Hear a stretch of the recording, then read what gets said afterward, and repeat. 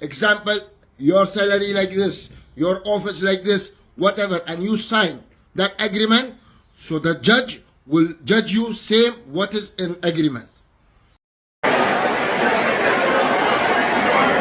तो गाइस, जो विदेश मंत्रालय ने डाटा पहले जारी किया उसके बारे में आपको इन्फॉर्म कर देता हूं कि अभी इस टाइम दुबई में कितना भारतीय रह रहे हैं, सऊदी अरबिया के अंदर कितने रह रहे हैं, Kuwait, Oman, Qatar, Bahrain, Jordan, Iraq, Lebanon, total जितने भी कामगार हैं, इंडियन कामगार वहां पे काम करने गए हैं, उनका डेटा गवर्नमेंट ने जारी किया है। और इस डेटा में जो बताया जा रहा है कि यूएई में लगभग 35 लाख से ज़्यादा भारतीय अभी प्रेजेंट टाइम में रह रहे हैं, यानी दुनिया में सबसे ज़्यादा जो भारतीय रह रहे हैं वो दुबई के अंदर रह रहे हैं, यानी यूएई के अंदर रह रहे हैं।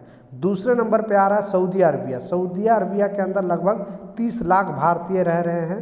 तीसरे नंबर पर है कुवैत। कुवैत में अभी लेटेस्ट जो अपडेट है विदेश मंत्रालय के डेटा के अनुसार लगभग 10 लाख भारतीय वहाँ पे काम कर रहे हैं। ओमान के अंदर लगभग 7 लाख से ऊपर काम कर रहे हैं।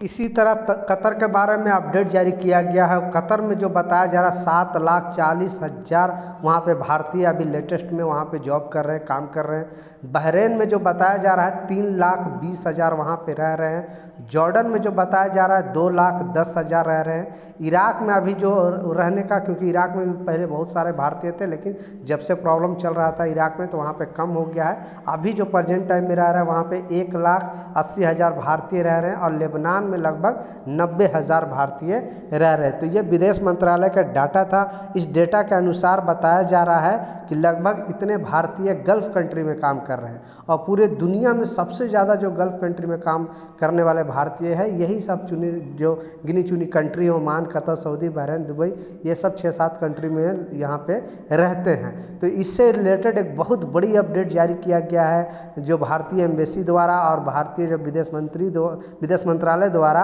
और इस अपडेट में जो बताया जा रहा है, इस न्यूज़ में आपको प्रॉपर डिटेल में इस वीडियो में बताने वाला हूँ।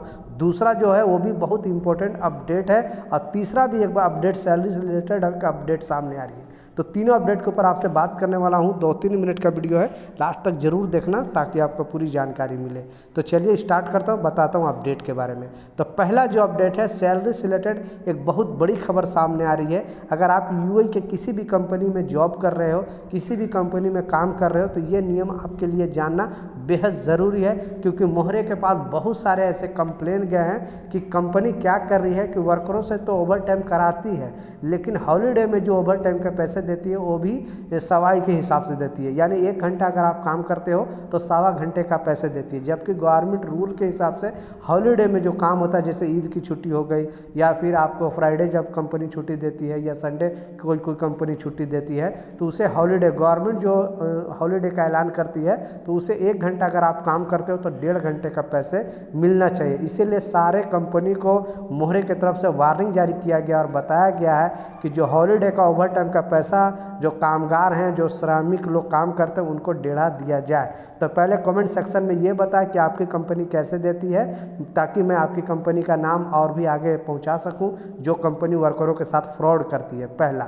दूसरा जो इम्पोर्टेंट अपडेट है वो भी बहुत बड़ी खबर सामने आ रही है और ज़्यादा अभी कंप्लेन जा रहा है। 2 दिन पहले भी न्यूज़ में मैंने आपको बताया था, लेकिन वहाँ के लोकल लोग भी लोगों को अवेयर कर रहे हैं, बता रहे हैं कि हो क्या रहा है कि आप एग्रीमेंट साइन करते हो कुछ और फिर कंप्लेन करते हो कुछ और, इसलिए आप तक मोहरे का जो आपका कंप्लेन है वो सुना नहीं जाता है। क्योंकि जैसे ही अपने इमरत आईडी नंबर या फिर पासपोर्ट नंबर बताते हो, आपका सारा डिटेल वहाँ पे मोहरे के पास एग्रीमेंट पेपर का एक कॉपी होता है, उस कॉपी कंप्यूटर के अंदर दिया जाता है और सारा डिटेल, यानी आपकी बेसिक सैलरी कितनी है, आपकी ओवर टाइम का क्या हिसाब किताब है, ट्रांसपोर्टिंग कंपनी दे रही है कि नहीं, खाने का पैसा कितनी दे रही है, आपका अलाउंस कितना सैलरी है, सारा डिटेल उसमें होता है। अगर उसके हिसाब से आप कंप्लेन करते हो कंपनी के ऊपर, तब तो वहाँ पे कंप्लेन आपका दर्ज होगा। लेकिन अगर आप अलग हिसाब से कंप्लेन करते हो, एग्रीमेंट का आपको एग्रीमेंट पढ़े नहीं हो, सिग्नेचर कर दिए हो और आपने कंप्लेन कर रहे हो अलग हिसाब से, तो वहाँ पे आपकी बात नहीं सुना जाएगा।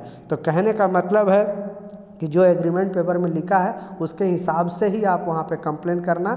जो कंप्लेन नंबर मैं बार बार आपको बताते रहता हूँ, आपको सैलरी से रिलेटेड प्रॉब्लम है, ओवरटाइम से रिलेटेड प्रॉब्लम है, कंपनी टॉर्चर कर रही है, कंपनी पासपोर्ट नहीं दे रही है, बहुत सारे प्रॉब्लम होता है, तो जो नंबर है 800, ठीक है, 80084, ये टोल फ्री नंबर है। अपने मोबाइल एतिसलात या डू का कोई भी सिम है उस पर अगर आप कॉल करोगे, आप सोचोगे कि इमीडिएटली हमें कॉल लग जाए, तो नहीं, थोड़ा टाइम लगता है, क्योंकि बहुत सारे लोग कंप्लेन करने वाले रहते हैं, तो थोड़ा टाइम लगेगा, लेकिन कॉल लगेगा ज़रूर। जो भी आपको लैंग्वेज मालूम है उस लैंग्वेज में आप बात कर सकते हो। लास्ट जो सबसे इम्पोर्टेंट अपडेट है, बहुत बड़ी खबर सामने आ रही है, जैसा मैं स्क्रीनशॉट पर भी लगा कर दिखा रहा हूँ, नहीं तो बहुत सारे लोग बोलेंगे कि झूठ न्यूज़ है, फेक न्यूज़ है। क्योंकि आप अगर थोड़ी मोड़ी छोटी मोटी भी गलती करते हो, जैसे यूएई के अंदर, सऊदी के अंदर, ओमान, कतर, बहरीन, दुबई, कहीं के अंदर अभी आप काम करते हो तो छोटी मोटी गलती हो जाता है। तो ये जो डेटा पेश किया गया है कि ऐसे भारतीयों को 3 साल के अंदर, यानी 3 साल के को रिहा किया गया जेल से, छोटी मोटी कुछ गलती हो जाती है। तो यह भारतीयों को सौभाग्य है कि अभी जो मोदी गवर्नमेंट और वहाँ जो अदर कंट्री का, जो भी गल्फ कंट्री का गवर्नमेंट, वो अच्छा अभी तालमेल चल रहा है। इसके कारण छोटी मोटी अगर गलती हो जाती है तो वहाँ थोड़ा दिन के बाद आपको छोड़ दिया जाता है। लेकिन किसी भी कंट्री में अगर आप काम करो, वहाँ का रूल के मुताबिक काम करना, नहीं तो प्रॉब्लम में फंस सकते हो, क्योंकि ये इंडिया, पाकिस्तान, बांग्लादेश, नेपाल नहीं है कि आपको घूस वगैरह देकर, वहाँ पे लॉ के हिसाब से ही आपको रहना पड़ेगा। गवर्नमेंट ने डेटा दिया और बताया कि 10,000 भारतीयों को छोटी मोटी गलती करने के बावजूद जेल से रिहा किया गया, क्योंकि अभी फ़िलहाल के न्यूज़ है। और रमज़ान के दिन यानी ईद के अवसर पर जो यूएई के शेख मोहम्मद बिन जायद अल नह्यान, उन्होंने 500 भारतीयों को रिहा किया है। इसके वजह से वहाँ पे एम्बेसी भी बताई है, और जीसीसी कंट्री, जितने भी कंट्री है वो डेटा दिया है। इस डेटा के तहत तो ये खुशी का माहौल है कि आखिरकार भारतीयों को छोड़कर उनको घर पे अभी अच्छे तरीके से अपनी ज़िंदगी बिता रहे हैं और अपने फैमिली के साथ ईद का सेलिब्रेशन कर रहे हैं। तो एक इंडियन होने के नाते नीचे कमेंट सेक्शन में अपना राय ज़रूर लिखना। तो ये कुछ अपडेट था, ये कुछ जानकारी था, मैं सोचा आप लोग के साथ शेयर करूं। कुछ सवाल है नीचे कमेंट सेक्शन में ज़रूर पूछें, मैं ज़रूर आपको रिप्लाई करूंगा। मिलता हूं नए अपडेट के साथ, नई जानकारी के साथ। जब तक, जय हिंद।